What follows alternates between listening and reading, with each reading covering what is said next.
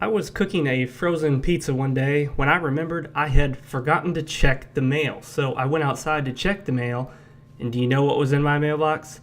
Nothing but junk mail. My PSP component cable wasn't in the mail because I just ordered it that day, so it could never have shown up so quickly. But 3 days later, long after I had eaten that delicious pizza, the cables showed up. This is my review of the PSP component cable for the PSP. The package says it works on both the 2000 and 3000 models, but I only have the 3000 model, so that's what I tested it on.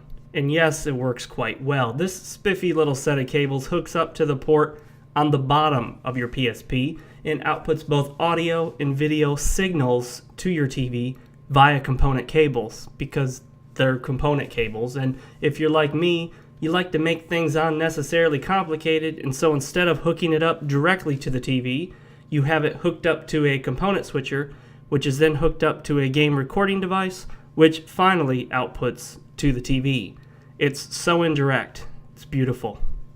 Before we show the cable in use, we need to cover some safety issues appropriately written on the back of the packaging. One thing to keep in mind is not to place heavy objects on the cable. See, it says so right here.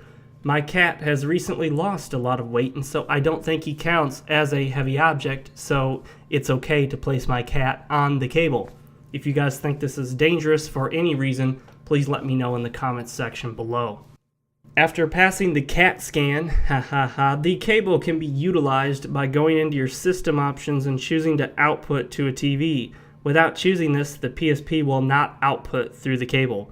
Once selected, both audio and video are available, although the games are output into a smaller box on the TV, not taking up the entirety of the screen. You can also play PlayStation 1 original games, and that's really cool. You do, however, have to use the PSP to control the game. The PS3 controller will not magically just start working because it's on a TV.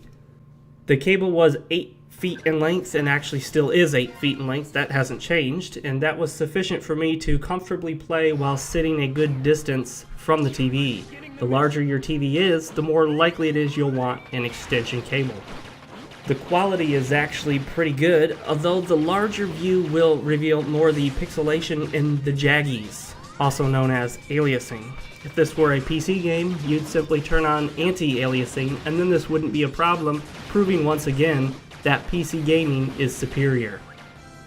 The PSP component cables do exactly what you would expect them to do, and I was happy. Now I can capture PSP game footage, so expect some cool reviews in the near future.